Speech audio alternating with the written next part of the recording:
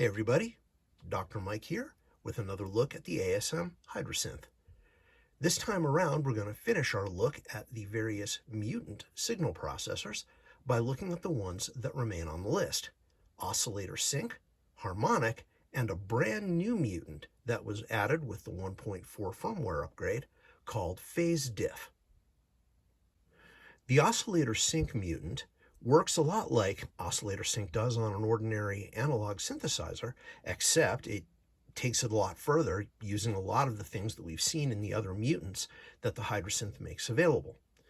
You probably remember that the idea behind Oscillator Sync is that the waveform of an oscillator is forced to re-trigger once per cycle, and you can actually alter the waveform with that re-triggering. That looks and sounds something like this. As you listen, keep an eye on the oscilloscope.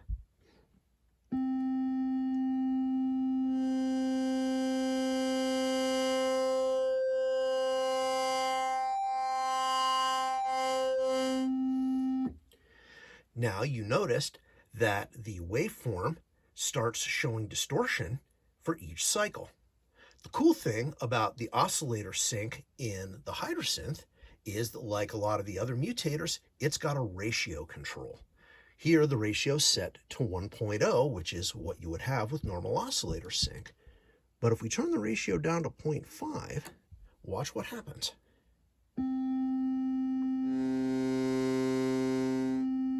You can see that only every other cycle is being reset, which produces lower harmonics.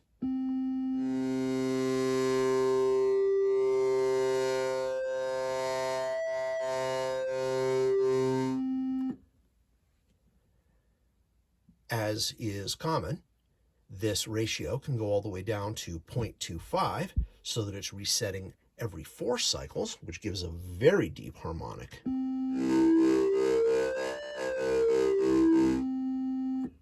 All the way up to higher ratios.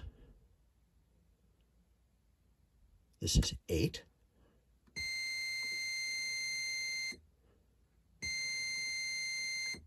And now as we turn the ratio down,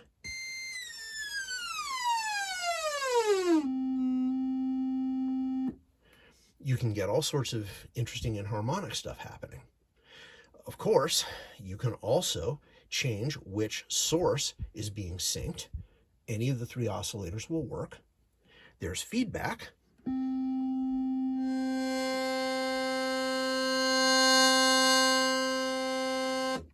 And a control called window. Now, I wish I could tell you what window is, but I can't. It was apparently added to the Hydrasynth with the latest firmware upgrade, version 1.4. It's not documented anywhere. They left it out of the update notes. What does it do? Well, have a look.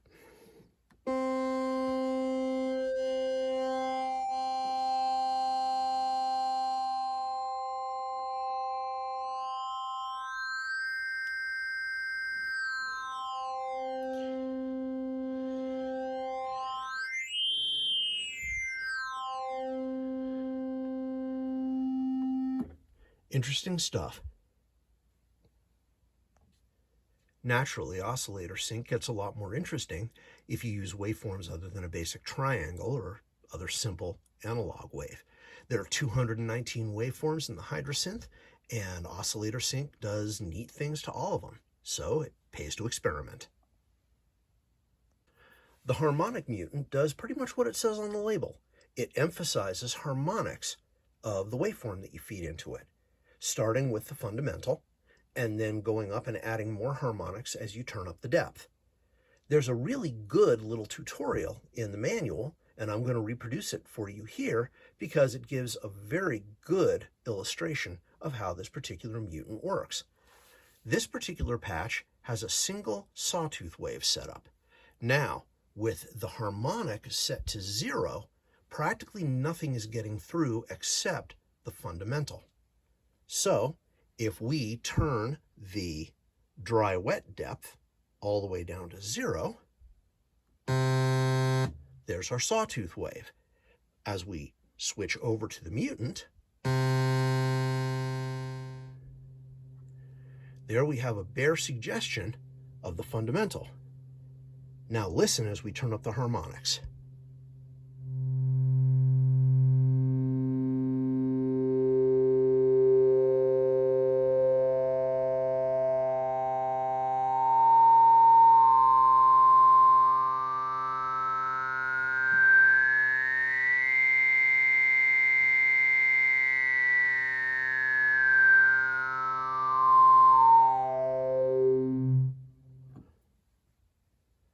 However, if we switch over to a square wave, because the square wave has only odd harmonics rather than a mixture of all of them like the sawtooth, it sounds like this. Again, dry, there's our square. And then as we turn up the mutant,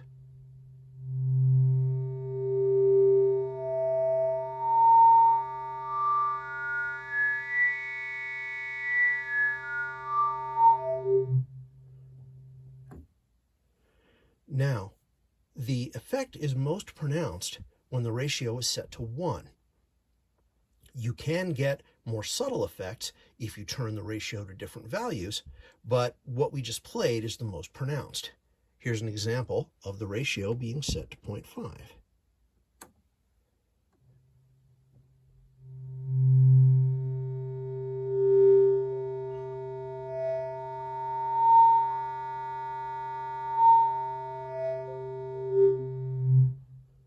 Some interesting variations there.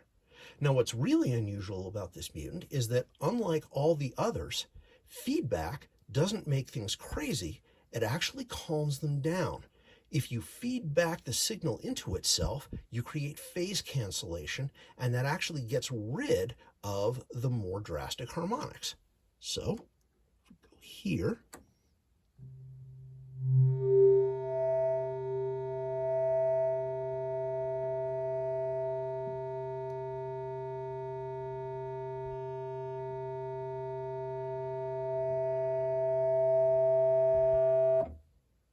again, this can be used for bringing out specific harmonics in any given sound, and like all the other mutants, it works on any of the Hydrasynth's waveforms. As a special bonus, the 1.4 update also added a new mutant. This one is called PhazDiff, and according to the manual, it generates the difference of the incoming wave and an inverted phase-shifted version.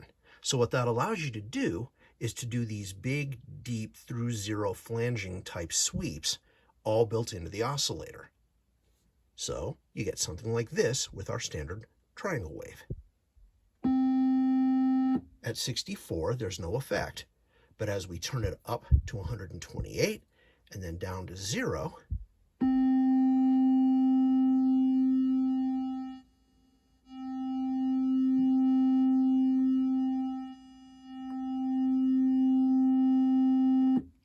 I think it's pretty obvious how you can make use of this stuff in your patches. There's also feedback. In this particular case, it seems to add a lot of high harmonic content without really affecting the lower fundamental very much.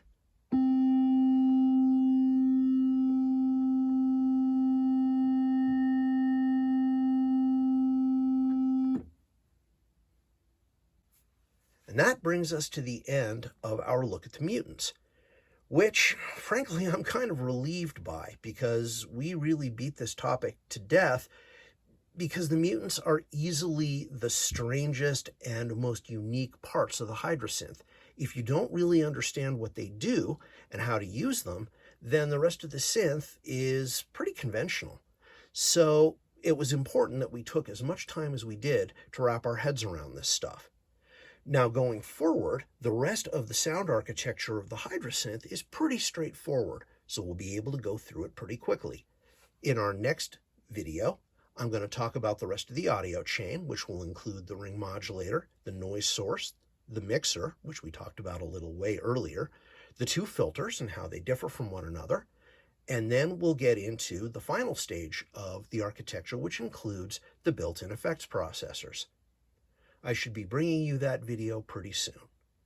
In the meantime, please don't forget to subscribe and like so that you can find out about the more videos that I'm going to be bringing you. And don't forget to sign up for the Music Player Network, where you can find in their GearLab forum an ongoing thread about the Hydrasynth, where I provide more in-depth information to go with these videos. We're looking forward to seeing you there, and until next time, stay safe, stay well, stay sane, and stay connected.